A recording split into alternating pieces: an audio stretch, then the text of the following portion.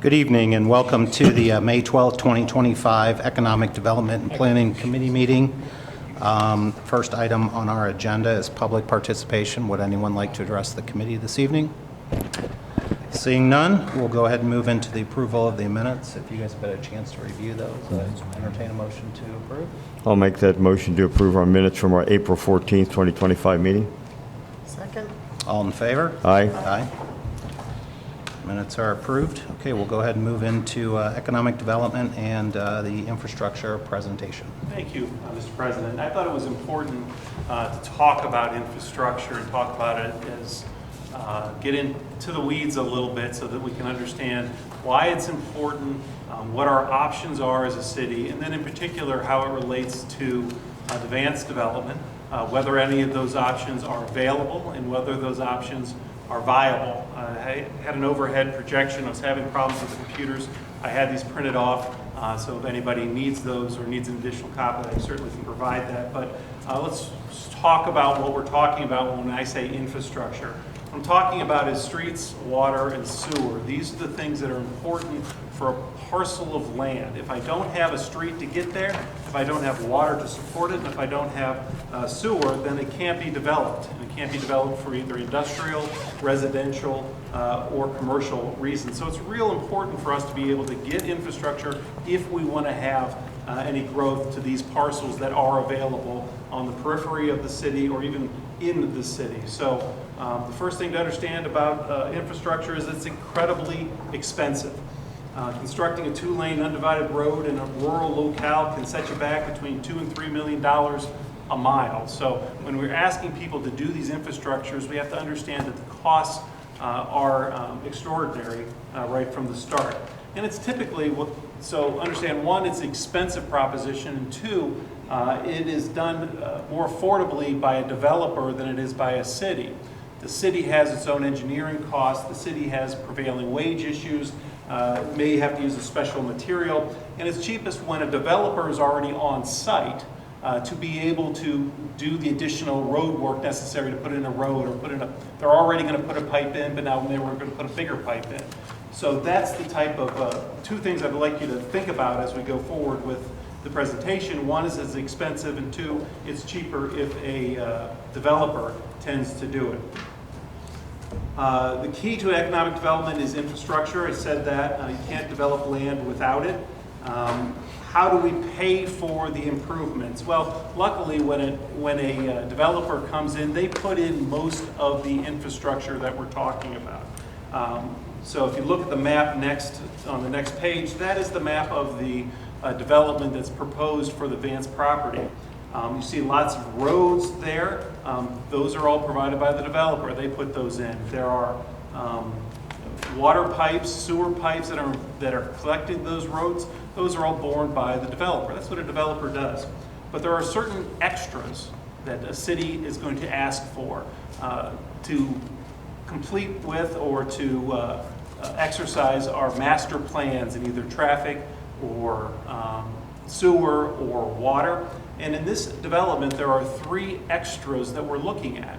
Things that don't help the developer, but are important to the city as part of our master planning. Those are the extras that are typically borne by the city, or costs that are borne by a city. What are the extras in this case? Well, there's 3 of them. One, if you look at our master plan, our traffic master plan, going back to at least the most recent one, probably before that, it is taking Smoke Rise Drive from over there by Walmart, taking it through to Hartman Road. It's an important thing for our infrastructure, for our connectivity of our city. We want to make that a collector street. We don't want people to have driveways on there, so we just want it to be a street that can cut through as part of our master plan. The cost of upsizing a sewer force pipe to develop to the east. If you look at the map, the plan is currently, and Glenn can explain these things lots better than I can, but there is a plan currently to have a pump station over here that will help this entire development, or will serve this entire development. Our ultimate plan is to have another pump station over here. That pump station will service property up in this area. We're asking them to oversize their pipes here to take the capacity from another pump station. That's the extra. it's not helping their development, it helps future developments, and it's important to us. The third is the water. A part of our master water supply issue is we want to have looping water to protect the commercial property that's up here to the northwest. Currently, our water comes from down here. It goes from little pipes to big pipes, and we want to make sure we have big pipes all the way around so that it flows properly. To do that, it's an expensive proposition because we have to go over or under the highway right there. So this part is not necessary for their benefit, but it sure is necessary for our benefit as a city. That's what makes it an extra. So it's these three extras that we're trying to look for a method to pay for. This is the infrastructure that we're talking about. Why don't we just do it later? Well, if they develop this property without having Smoke Rise drive through there, it's impossible to ever get Smoke Rise through there. There will be houses there. So that's not real. It has to be done now if we're going to do it. If we were to wait for the water to come in, they've already laid some pipe down. We're going to tear up the entire road to put more pipe in. That's cost prohibitive. It would be much more expensive. And the same for the sewer. So the time of development is the time to do it. They're already out there. They're already digging trenches. We're just going to have them put a bigger pipe in. We're going to have them put a road in. That's what we're trying to figure out how to do. That is the extra infrastructure that we're talking about. That's not for their benefit, but rather for the city's benefit. It should be done now rather than later. So we have this infrastructure, and let's call it $5 million worth of infrastructure that needs to be done now as opposed to later. How do we pay for it? Because there's lots of different options of how to pay for it that we have to go through to see the positives and the negatives of all of them and see if any of them work for us as we go forward. First thing we can do is cut the check. That's the easiest way. If we have the $5 million, just pay for it. We'll install the road will be there. We'll install the pipe will be there. They can build around there, and we don't need any type of other financing. It's great if you have the money. We do that type of stuff for street improvements. We do that for certain culverts that need repair, but that's usually not the size of this type of infrastructure. We control it, that's a pro. But it is also the most expensive because we're doing it and not the developer. We can wait for someone else to pay for it, right? That's the governmental entities sometimes have grants or methodology for payment of infrastructure, the cost that a city has. That's the free money approach. That's great. It's competitive to get that money, and it's typically, there's some conditions or matching requirements, and you have to build to their standards, and it's hard to plan for. But we do that on sometimes, right? We have the roundabout on Seville was partly ODOT money. The Brickyard, we have earmarks from some political entities from the state budget. We had a gift from a local person. We have brownfield remediation money, all that's going into there. So we always look for capital improvement. We look to see if there's a government program or some type of way to help defray the costs. If we don't have the money in the checking account, what do? We can issue bonds to get capital money or to get money so that we can pay for capital improvements. We've done that in the past. We have a large, or we can get governmental loans. If we have a large sanitary sewer overflow project that needs additional money that we don't have, we can issue bonds, and then we'll pay back those bonds over time. That's called debt financing. So we'll do that on occasion to pay for infrastructure we deem important. We can assess property on occasion. So if you think about the property, and I just try to think of things we've done before, Stover Court, remember that one? That had a water problem, had a water leak in it, and then the road was all janky, but it wasn't our road, it was their road, it was a private road. So what we did was we fixed it on their behalf, but then we assessed their property because they were the ones that received a benefit from it, direct benefit from it. So that's the assessment process that we can do to get capital improvement. We can combine the two. This is what we did at Laverne Drive, right? Laverne Drive, we issued debt, we issued bonds, and then we used the assessment to pay off those bonds as we go. And so currently we're still doing that. But that got the road in. So that is an option for that. But it's not really something we do for the Vance property because remember, these aren't extras that are helping them. These are the extras that are helping the city. So that is how, so the assessment process isn't something we typically do. We do this on occasion. This is the builder. We make them build it, we make them oversize it, and then we allow them the right to charge people to tap into it. That's terrible issues that we come into, because sometimes when people don't tap into it and they wait 30 years, and then there's huge tap-in fees which kill growth. So that's a way of improving our capital, but not paying for it, having somebody else pay for it with a way. Those are development killers. And we could end up being the banker, and that's nobody's fun. We have impact fees. That's something that is to address our capital, and I'm trying to go as exhaustive as I can for every way we get capital improvement as we talk through this. Infrastructure impact fees is something that we passed last year. Talks about when a developer comes in, we recognize there's costs beyond the development. They have costs to our water, costs to our traffic, costs to our sewer. So we have an impact fee for every building that goes up. It's, and then we use that money to either offset capital improvement that they're doing as part of the program, or we put that in a pot and we use it later to have capital improvement projects. So if you looked at it as it applies to Vance, if they're going to build 280 units, then at some point a builder is going to ask for permits. When the builder applies for permits, there's a $6,400 fee. That fee goes towards infrastructure. 2,000 to water, 2,000 to sewer, 2,000 to traffic, 400 to parks.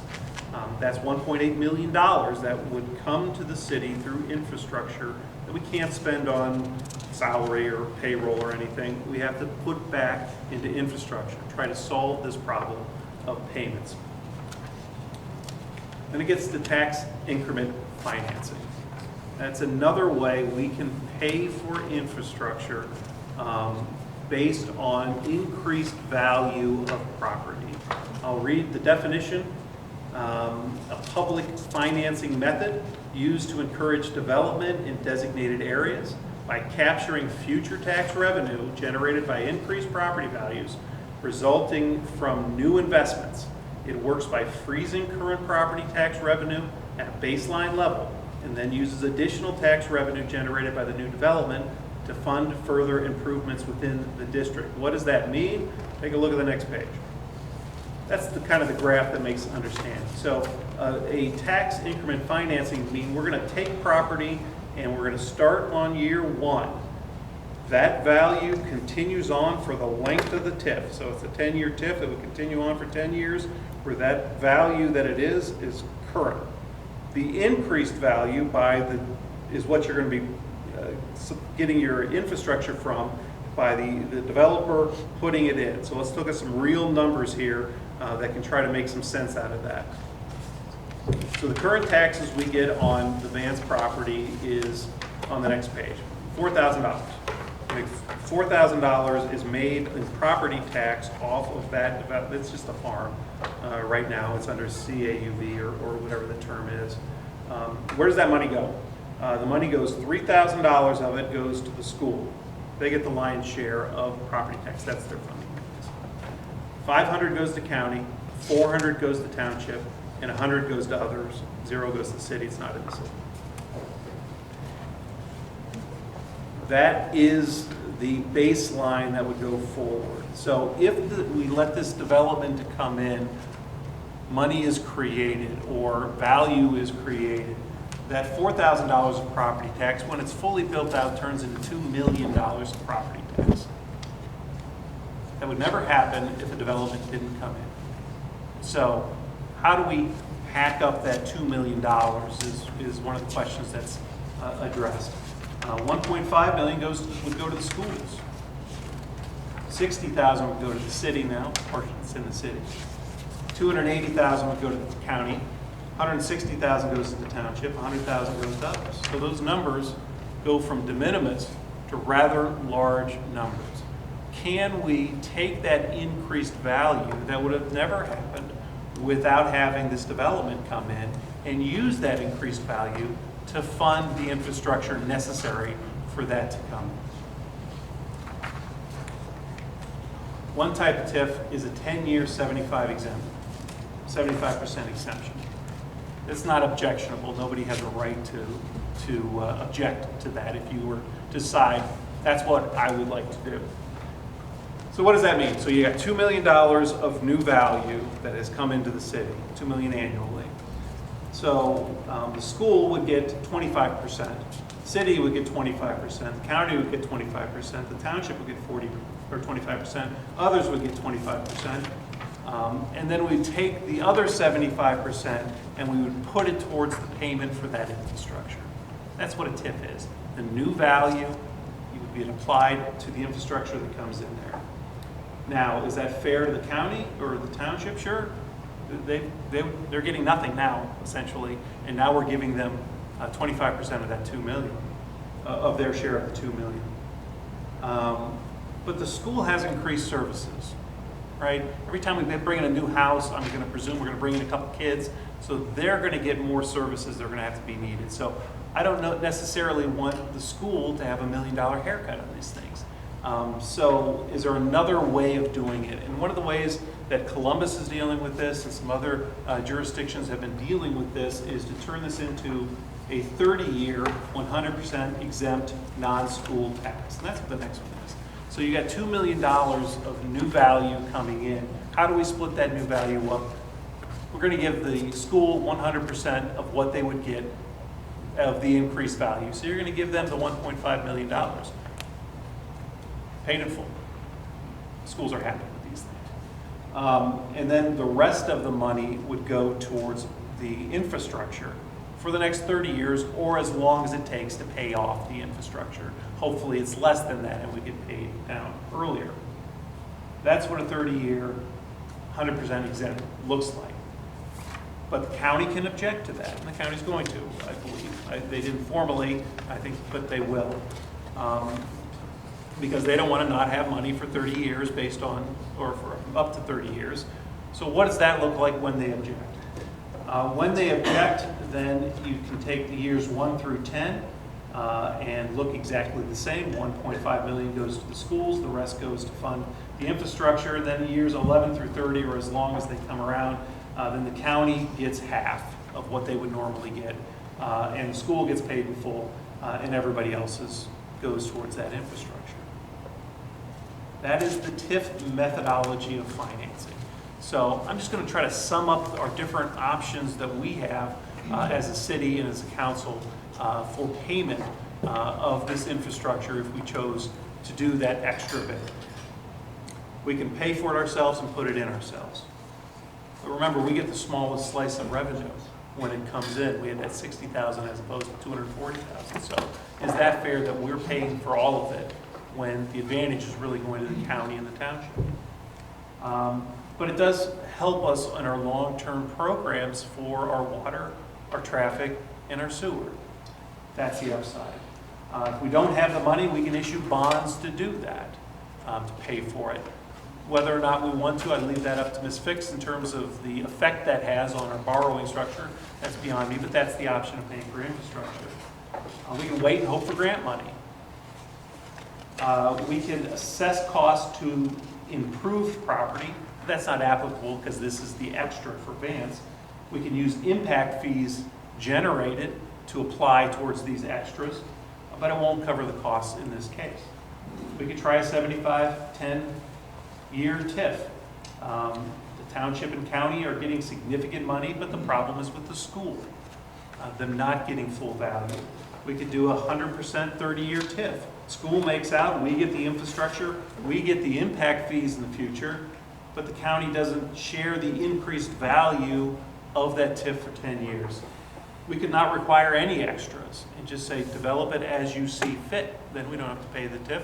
We don't have to install anything, but there's no extras. But that flies in the face of our master plan and our schedule for bringing that road across, for helping our water in the long term. We let the project die, and then we lose $2 million in annual taxes for our county. We lose $5 million in infrastructure improvement for our city, and we lose potentially $1.8 million in impact fees. Those all just go away. So where we are now is there is in front of you the annexation, which we have a pre-annexation agreement on, there's the zoning. And then there's the talk of the extras that we're working our way through to see what the county is willing to do and what the city is willing to do and what to certainly try to involve everybody in that table to try to figure out how to move forward. But I wanted you to see what all the options were, just so that this wasn't coming out of left field any more than I already did to you. I apologize about that. So any questions? This is a lot, and I know, but I wanted to have it in front of you. Do you have any questions I can answer for you about that? Well, so knowing the county's going to object, so what, I mean, basically we got to figure out how we're going to move forward. So it's a question for Kathy, it's a question for you. I assume that you guys are discussing this constantly, you know, upstairs when we're at our daily jobs. I mean, what is the best way forward? That's what we've got to figure out. I don't think the 100%, the 30-year, you know, is going to fly. So, well, if they object, and then what does it turn into? It could turn into a 30-year, 100%, but after 10 years, the county would get half of what they're doing. So that's something that also can be negotiated. So we're going to have a discussion between the developer, Matt Springer, with the county. But I certainly want to get Ms. Fix involved in this, and her has resources that are beyond me, some planners on that. So we'll get an idea from his perspective as to what he thinks is the path forward. But what I would suggest is that letting it go is not the greatest plan. It's a lot of money we're leaving on the table if we don't get this thing over the finish line. So figuring it out, the option of not doing anything turns into zero, and this project would never fly. I have a question. So probably, just like you said, you'd think the county is going to come and negotiate some type of settlement with the city. Where does it leave the township? Do they have the option to negotiate with the city as well? Yeah, we can negotiate with the township. So they can negotiate with you as far as those compensation agreements, we're familiar with them from dealing with the school. Hey, if we go over this amount, you remember that from the last time, we have a right to pay them a certain portion or what have you. We can do that with all the actors involved. So the schools will be, made whole, but whatever we get as a city, we'll have to, through negotiation, probably give some of it back to the township and the... I think we can negotiate it up to the 75% that we're permitted to do without objection. So right now, we could do this without their assistance, without their help. If we said we're going to do this for 10 years and we're going to take 75% and push it to the infrastructure, they don't have an objection right. We can do that without their objection. But that's the one that hurts the school. Specifically, what have they been, when they object, obviously they'll be getting less money, they'll be getting a lot more than they would have if it remains a field. But then specifically, how would some of those reductions, what are they looking for specifically? Just in general, that the numbers will be a lot lower for the 30 years, which is a long time, I understand that. And so is that the big concern then, and that possibly down the road levies maybe have to be higher or something? But some of the funds, some of the numbers are, they're decimal points over from what they're getting now. So I'm just trying to zero in on what are their, and the township's going to be different than, than the county, with their concerns. But Township's different because it's a type 2 annexation, so right. They still get a share. So what do they want? I'm sure everybody wants the same thing. They want as much money as they can get for their particular development, or for the units they represent. Just like I'm trying to get the best deal I can for Wadsworth, they're going to try to get the best they can get for the township or for the county.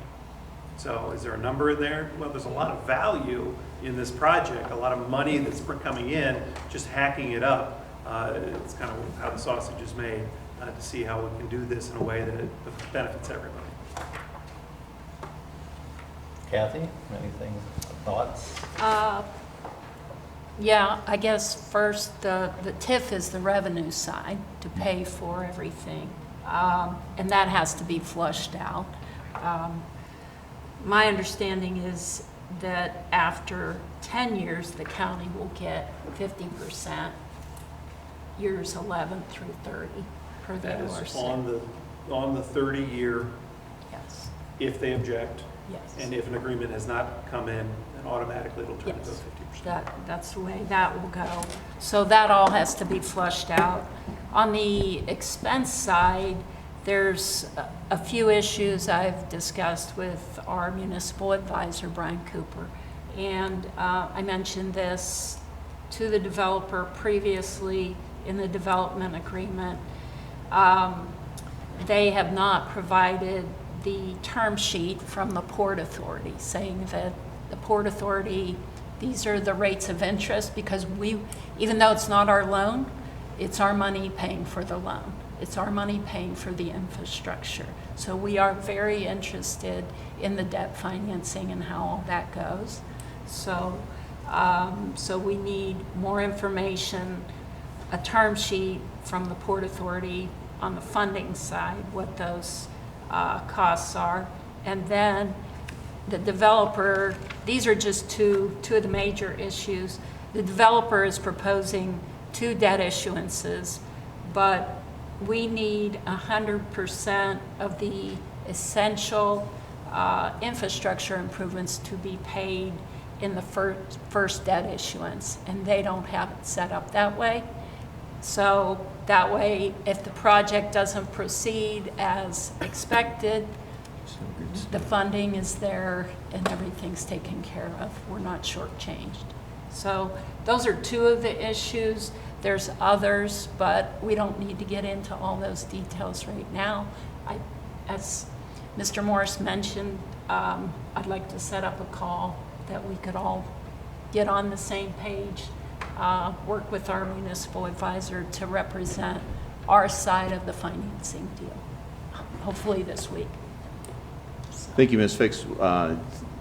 Council would like to be on that call as well, so we Okay. better understand. Well, we might have an initial call and then summarize it for the sake of council, because Brian said this is a very complex deal, and he said it's a 10 out of 10. It's very complicated. There's a lot of parts. So, I mean, obviously, if you want to be on the call, but there's things to flesh out. Okay. And I think we can summarize those, bring them back in a format that you could understand. And if we need to, we can have Brian come in and speak with you. So that's a call with, who all is on that call? The administration, myself, and Mr. Cooper. And not the And developer? the developer, because we have questions and issues, yes. Yes. Okay, and the Port Authority, they're not. That's a separate issue. That's separate because, Yeah. okay, because Yeah. of this issue. Okay, I see. Yeah, I mean, if you want to go to the podium, I think it's a good time to address, just to hear it all since we're here. Hi, guys. Matt Goldberg here. So one thing to address to you, Dave, I finished the analysis on the protected levies this morning. Half of the township millage is a protected levy. So regardless of what happens over the 30-year period, they'll get about 50% of what they would normally get through the normal course of taxation. So that's sort of the baseline of how a deal would start with them.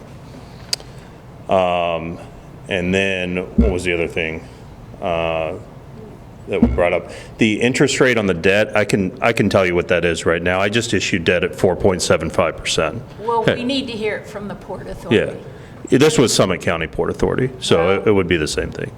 It would, well, our municipal advisor also works with the Port Authority, and the Medina County Yeah, Port Medina Authority County hasn't Port. heard about it. Yeah, go ahead. Yeah. Hi, Justin Markey. So I do a lot of work with Mr. Cooper, and we do a lot of work with the Medina County Port Authority as well. So in our mind, this is a debt issuance that's, and Brian would understand this, it's a debt issuance that's likely to occur next year. The likelihood would be a term sheet now for a debt issuance next year is pretty low. Well, We he's talked the to- one who, And we're happy to get on a call and we could talk through that. And we talked to Bethany Dentler prior to the commissioners meeting, and talked about that as well. This is likely a next year deal. We can, and Brian would be very good at getting interest rates as well on debt like this, but we'd be happy to reach out to the underwriter that we typically work with to get indicative rates. What I think Brian's concerned about is that what you don't want to do is have an interest rate that's real high and chews up all the cash flow, and then all of a sudden, it's a developer getting paid, right, a high interest rate, and that's not what's intended here. So we're happy to get on that call, happy to get indicative rates, happy to build in a structure into the development agreement where the city gets, a sign off on that term sheet once it happens. We're just not quite there yet, but I understand the concerns, understand the protections you're looking for to make sure that we're not just eating up all the cash flow with interest cost. So that's easily accommodated, and happy to do that. So.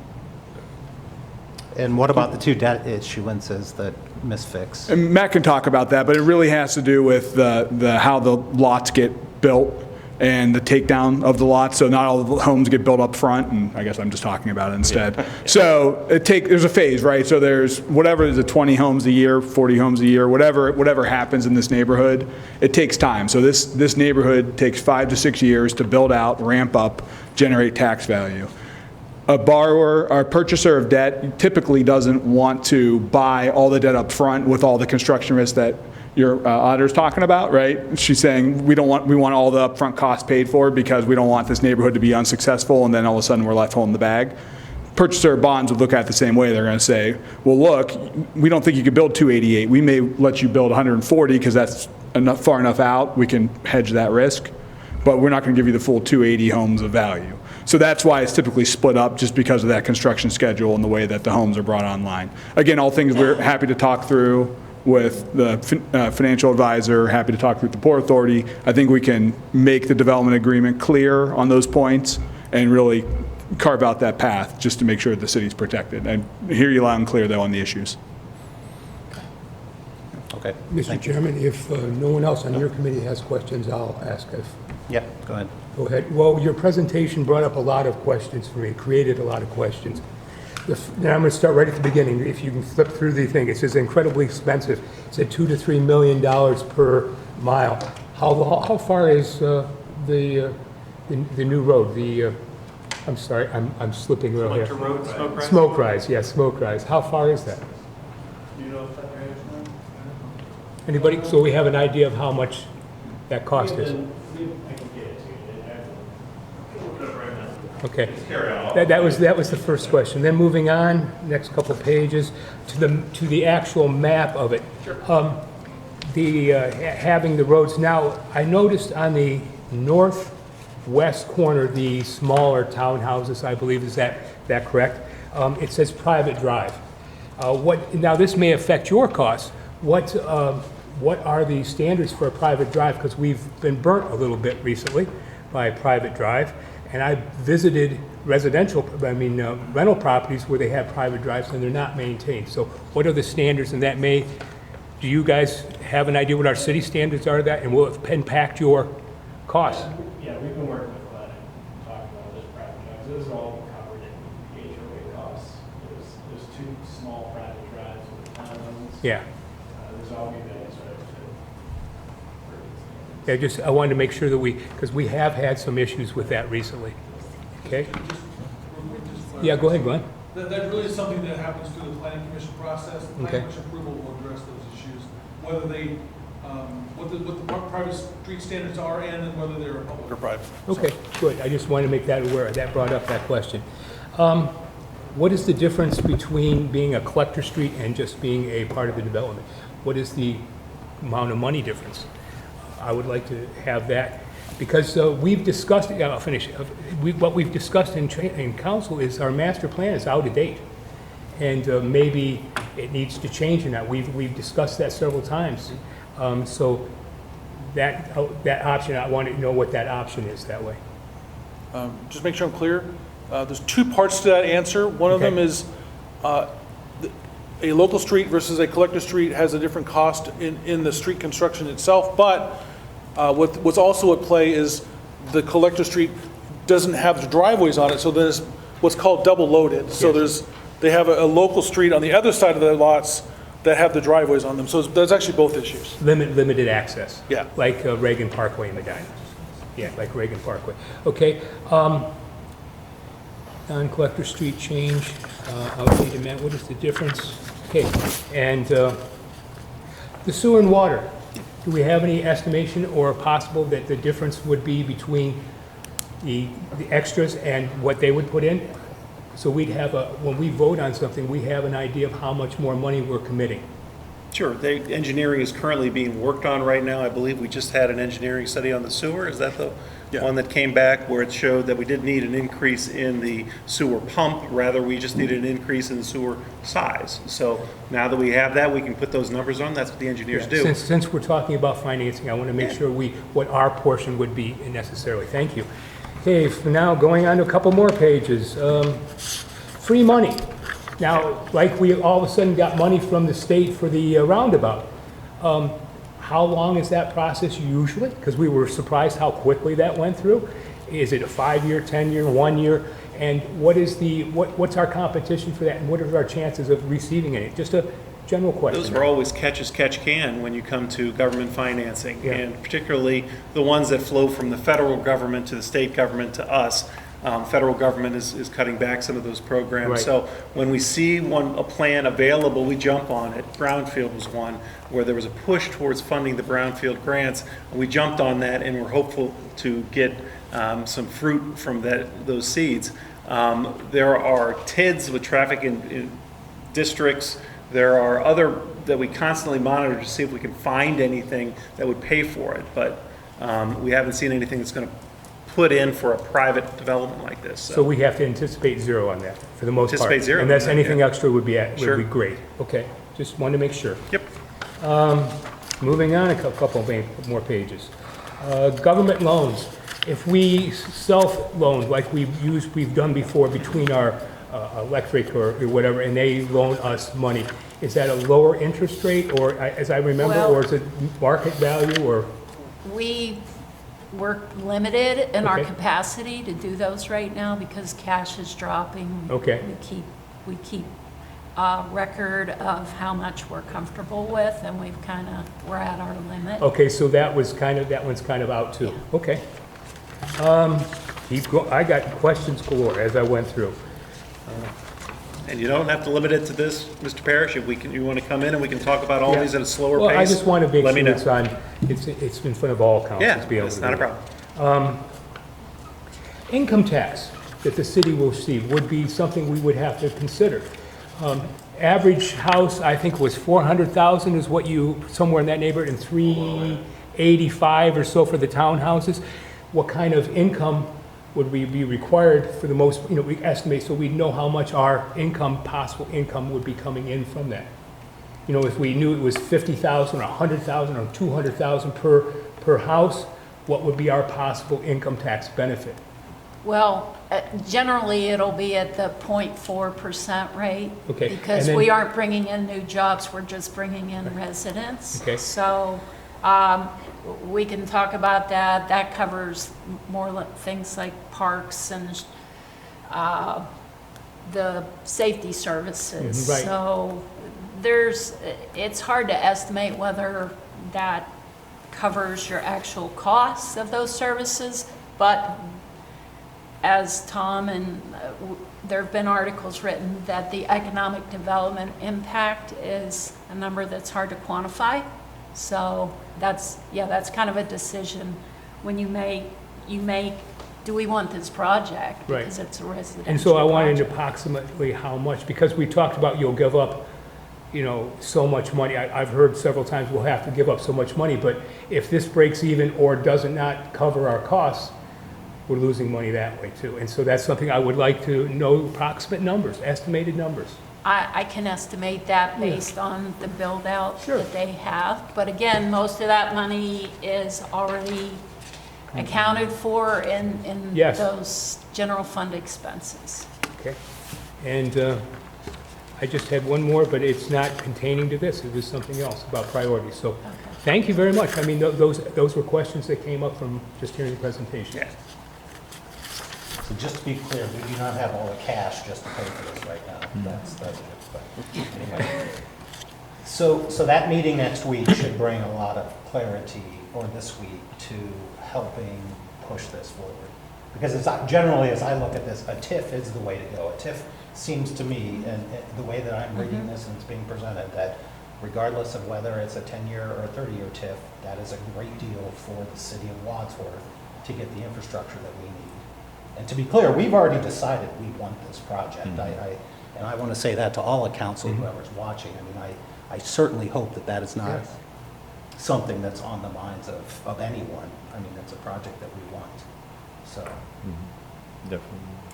just kind of a statement. Mr. Williams, any other? They voted on the PUD, approved that. Yep. Yeah. I just, So yeah. that's a pretty good sign. Yep. Right. Any other questions? Have we ever done like a combination? I know you said that there's probably no grant money, but have we ever done like a combination of different things like grant with?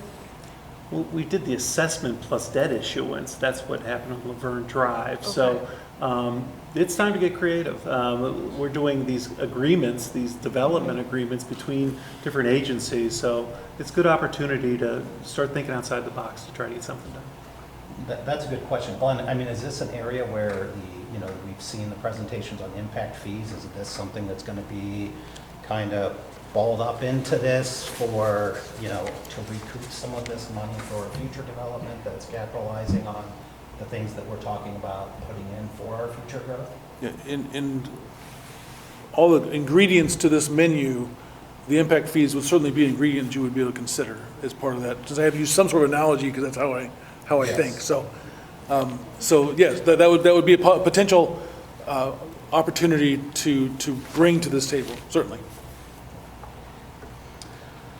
Okay, well, I look forward to hearing about the meeting. Mr. Yurchek, if I could just offer a couple of comments. We've kind of tossed this around a little bit, so I'll just touch on a couple of points that I think are important. The city must rely upon smart growth to provide essential services. We have to. We can't take an isolationist position and continue to provide the services that we already provide, let alone expand those services over time. As we all know in our household budgets, and you know from your work on council, costs of doing business are not reducing in areas, they continue to climb. And that's everything from labor to materials to supplies to new services. We have to keep pace with that in some form or fashion. We instituted a process of bringing to you the capital improvement program. You heard last year about the extent of those capital improvements and the challenges that the city's budget face with all of those improvements. I think it's important to look at not just, we're talking about a TIF here, but look at the bigger picture here. We have a private entity that would like to invest in our community. As part of that investment in our community, they are willing to entertain a partnership in terms of funding public infrastructure. Public infrastructure that we've needed and wanted for a long time.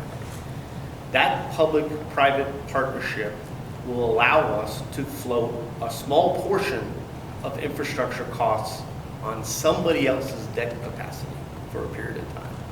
And an entity that's looking for $150 million worth of infrastructure investment over the next decade, I need every little bit of room that we can provide. And finding this group, as well as other private entities to partner with us, who have done the market analysis in our community and are willing to invest in our community, is something we should seriously consider to figure out how to make it work. Now, we have requirements. There are things that Kathy mentioned. There are things that Mr. Cooper will bring to our attention. But I look at the TIF agreement and look at where is the $1.5 million in gap coverage going to go? Whose services are going to pay for that? Why are we repaying that large of a debt, $12.5 million on $5 million worth of investment over 30 years? There's are things in terms that we need to talk about, that we need to come to the table to do. But let's not lose sight of the bigger picture. Mr. Yurchek, your comments ring true to me. This is a project that we've already looked at. This is a project that we think is good for our community. We have an opportunity to fund some of that public infrastructure with private partnerships to allow us to do that. The deal has to be right. and some of our partners at the county and township believe it's not right for them. They are property tax-oriented revenue entities. We are not. We receive some of that, but we are not. What this investment not only brings to us is income tax dollars, Mr. Parrish, and I would submit to you that what we should look at there isn't the value of the homes that these folks are bringing to us, or potentially the build-out as, but look at what our median household income is now.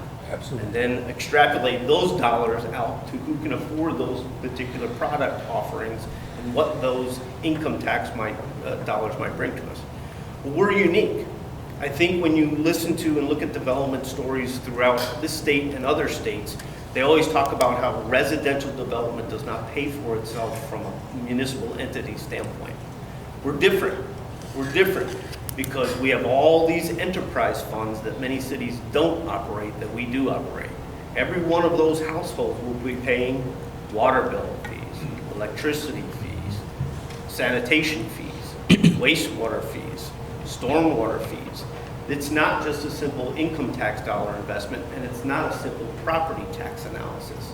There's much more to that at stake for us, not just in the next 10 years, but I dare say in the 30 years. So a couple of points that I think are important for us to note in terms of doing that. Doing right by ourselves, doing right by our private partners, doing right by our fellow municipal or fellow governmental entities is important. And we do need to get together, and we need to get on the same page and do those things. But it's important to factor that there are many parts of this equation outside of just the TIF agreement that we need to ferret out and understand all of those perspectives. Just wanted to share that with the committee. Thank you. Thank you. Okay. All right. We'll go ahead. Do you have any other questions? No, I'm good. Okay. Thank you. Let's go ahead and move into the potential sale of property. Sure. I look at the last page on there. That is the property we're talking about. It was a lot better when it was color. Sorry, I did it black and white. If you look at there's a little darker square between 715 and 733 there in the middle.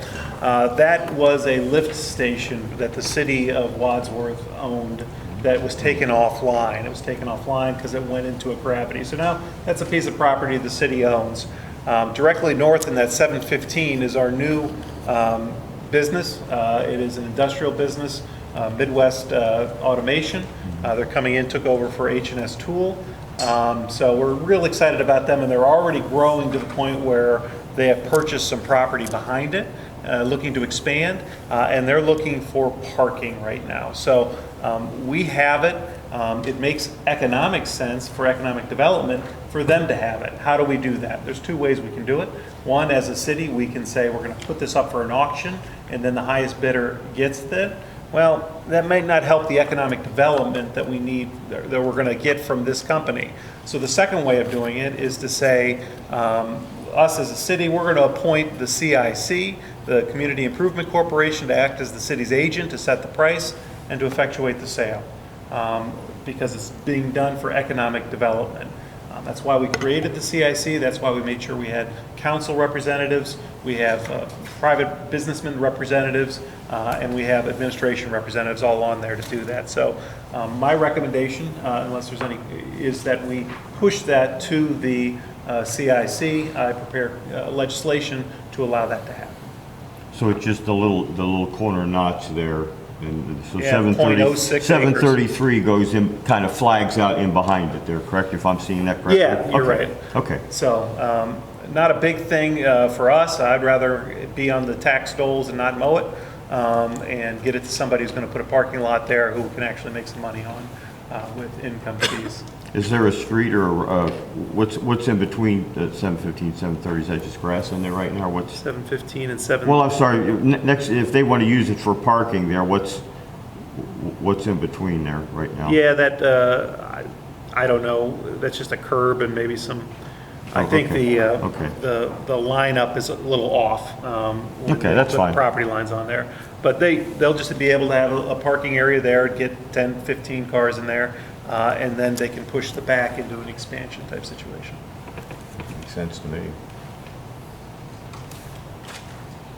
So do you need a motion to put that? Yeah, if you had a back motion out? to refer this, ultimately, the council's going to do the refer it to committee of the whole for discussion, to push this to the CIC so that they can act as the city's agent and to set the price and to effectuate the sale. I can make that motion to go ahead and push that forward then again to council of the whole for discussion, and then with a recommendation for the CIC to proceed with the purchase. Second. All in favor? Aye. Aye. Okay.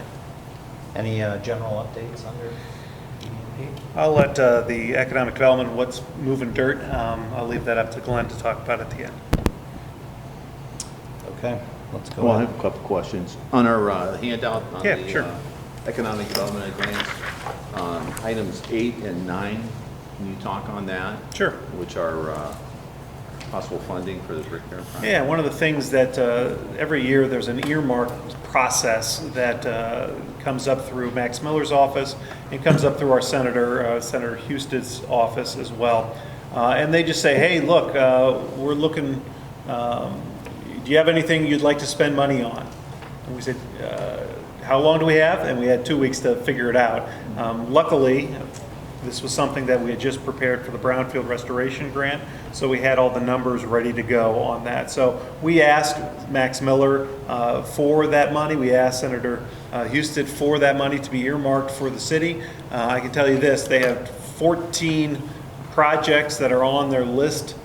12 of them were from the year before that didn't get funded. So even I don't expect that we'll get any funding on that, but when we do next year, we'll be on that list one more year. So that's kind of where that went. So kind of had a quick turnaround, did a quick application for it. It goes through the House and then goes to the Senate, so that's 6 million total, not 6 and 6, correct? It is 6 million total, but Okay, that number kind of comes out of the air, so. thank you. That number 5 on there, that America 250 grant, that 5,000 for the plaques, that was awarded, so that was applied for and was awarded for the historical plaques for downtown. Good.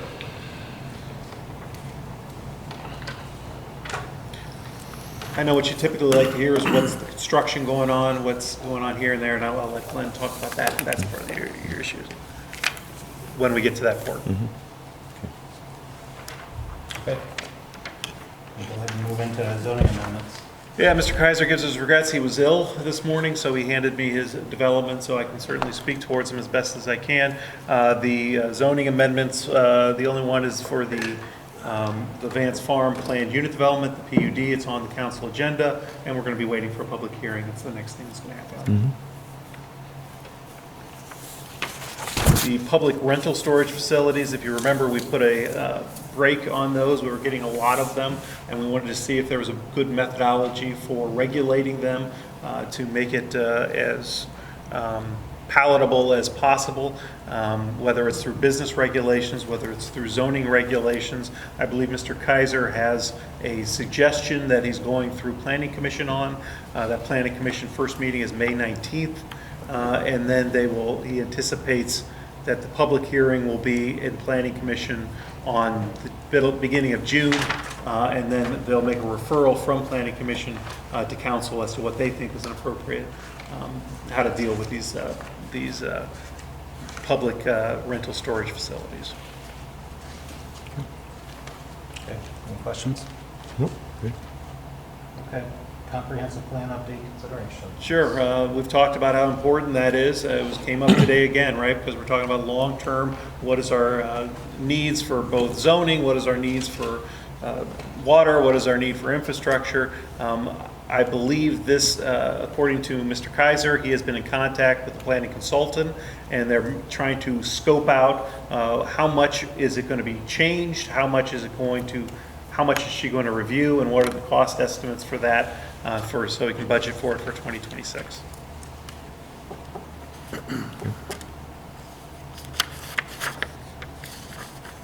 Okay, great. Any questions? Okay, Glenn, looks like you're up. Okay, it shouldn't take too long. We have a few projects that have recently kicked off, just kind of let you know what's going on. The Primrose development, which is on Laverne, is a school that's now just started construction. It's been in the works for a little while. They just now have moved forward on the construction process. The Advanced Plastics Project is one along Corporate Parkway that's also just started, joining the, as we discussed last time, joining there's a utility storage on the south side, now the gymnasium on the south side, now this is on the north side. So lots going on Corporate Parkway.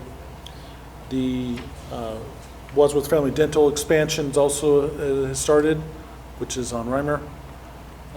And then the last one, which had some activity that I've seen, is a new subdivision. There is actually in the township, just north of Weatherstone, and that is something we just serve with sewer, but there's been some back and forth we've seen with some neighbors who have had some concerns, and so we're trying to help them as much as we can, given that our responsibility is just limited to sewer only. So we're trying to coordinate that with the township as well. So just that's kind of something brand new that you may see out there getting started. Okay, any questions? I saw a home under construction on Johnson Road in that old development. It was condos. Is that live again? Bayberry Villas? Bayberry Villas, is that Yeah. Yeah, there was one house that was under construction, and that was, somebody was looking at taking that over. This was a report we had a couple of years ago. That was Do you know? unmistakably Premier Homes way back in the Yeah. day, if I understand, and then that company subsequently went out of business. I know periodically we've talked to the owners of that about their process, about what they're planning on doing with not only that phase one, but there's a phase two beyond that. I know there's some mine issues on there, so I don't know if they're building it out, if they're just doing it kind of piecemeal. I don't know the answer to Yeah, I that. mean, I do know there was an internal meeting where they met with us last week. I wasn't able to attend. So there is activity there. I don't know exactly which one which project you're referring to. Well, yeah. Sitting here. I think there was another developer other than unmistakably Premier Okay. Homes that was on that project. I don't know if they're back on it. I think, they kind of shut down during the 2008 financial crisis. Let me do some digging. and Yeah, I'll get would it you out to please? Sure. Thank you. Mr. Williams, I believe it's a continuation of that phase one, which they might have 9 more lots to Okay. complete. And I think it's the current owner that's been the current owner for many, many years. Okay, very good. Are we in other business now? Yeah, I mean, that's where we're headed. Okay. I asked that question about how was the distance of smoke rise, and you, 2,300 linear feet. so about I don't know, like Half mile, Half mile. 5,280 Okay. feet a mile. 2,300 linear feet. I had a question. Yeah. It doesn't pertain to anything on our Sure. agenda tonight, but when a property owner has been referred to a prosecutor for not keeping up with their property, how long does it usually take? Do you know? talking Before about- there's some action? Property maintenance question? Yes. Works much better now that we have a building inspector or a property code enforcement officer. Right. So the code enforcement officer typically will go out and talk to them, try to get something done in the friendly, neighborly way. If that doesn't occur, then I believe they get a 30-day letter, a letter to fix it within 30 days. Correct me if I'm wrong, Mr. Hiscock.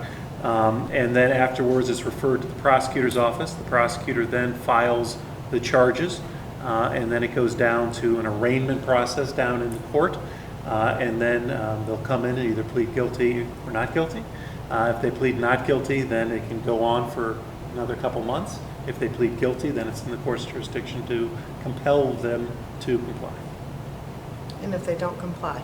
If they don't comply, they can be charged up to $100, depending on which code they're violating, up to $100 for every day that they are non-compliant. If it's certain ones, like grass, they can send somebody out, they'll cut the grass for them and then just put it on their tax bill. It's not grass? Yeah. And if they still don't comply, like what are the final I consequences? think at some point, they can be thrown in jail for it. Okay. They typically don't do that, but My question, once it's at the prosecution stage, do you know how long it generally takes? After it was referred to the prosecutor from the code enforcement officer, I can only speak for myself. When I did it, we would get it, we would make the complaint, and then we'd go downstairs and we'd file it. Thank you. Besides, there is a period of time that the code enforcement officer, and prior to our current one, our building official used to challenge with, and that is proper service. And what proper service can take more than 30 days to get on people. And if an individual or a property owner wants to evade proper service, that can even complicate the timeline a little bit. Then the judge or the court must determine whether that service was proper in their mind's eye or send it back. So there are some complicating factors in some of these that we found. That's not in every case scenario, but it does seem to happen on some of those property maintenance related matters more than you would think. I'm glad to see that we have a code enforcement officer. Yeah, Again, it's very helpful. we You're doing have wonderful work already. some properties that need attention. And I think he is working in your ward as well as other wards. On this issue, I want to compliment the city. The old Atomic Bar, they've done the windows, they're putting some new flashings up, they fixed the roof, so that's much appreciated going through with that. I appreciate that very much. I brought that up several times. Thank you.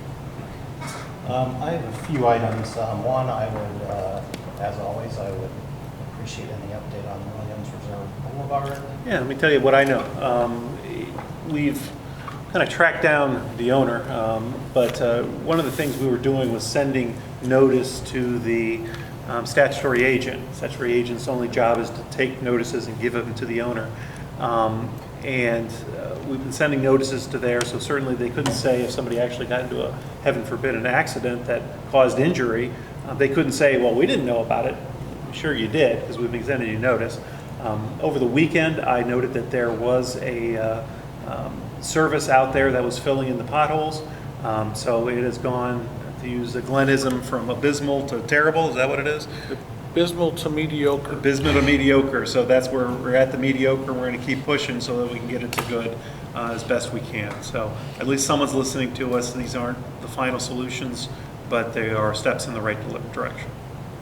Okay, and then along those same lines, so obviously Rite Aid left. The property looks atrocious. What's going on?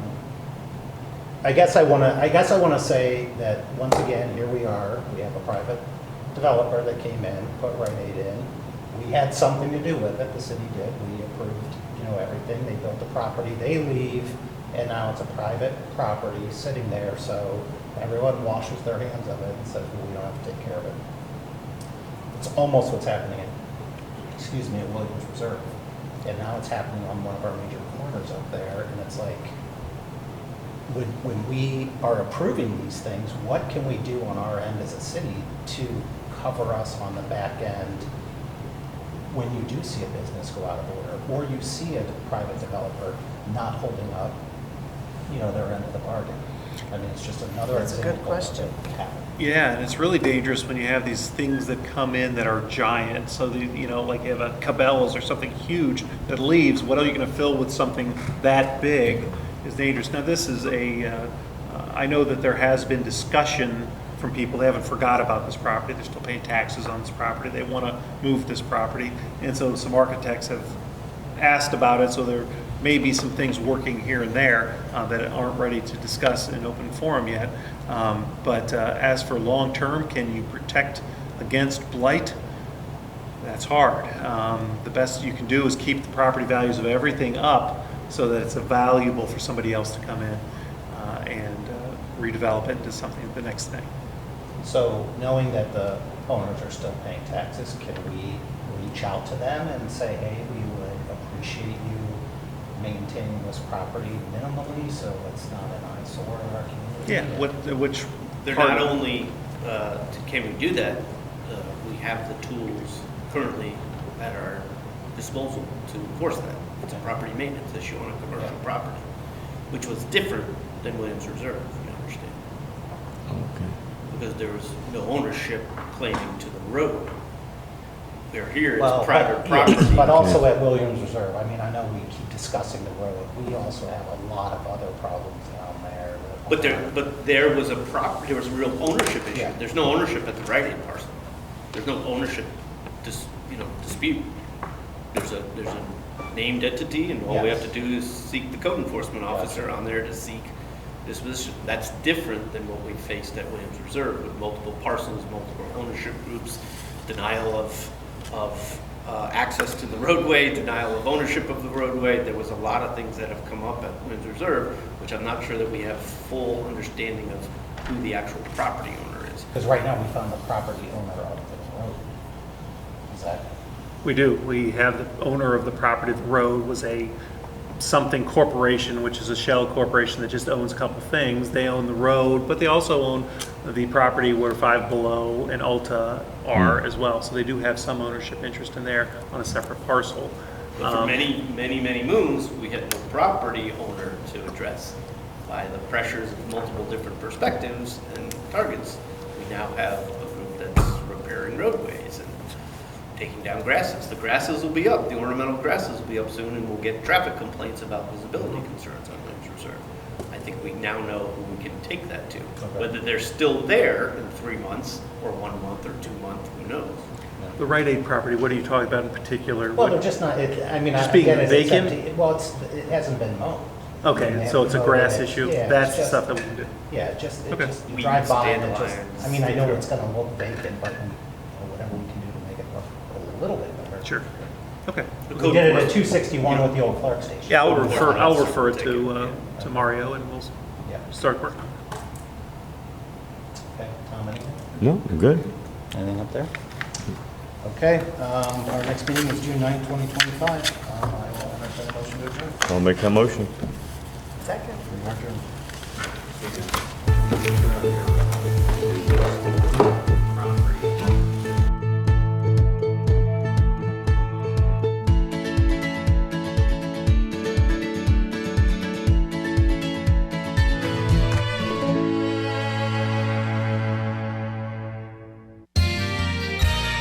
You are watching WCTV, Wadsworth Community Television.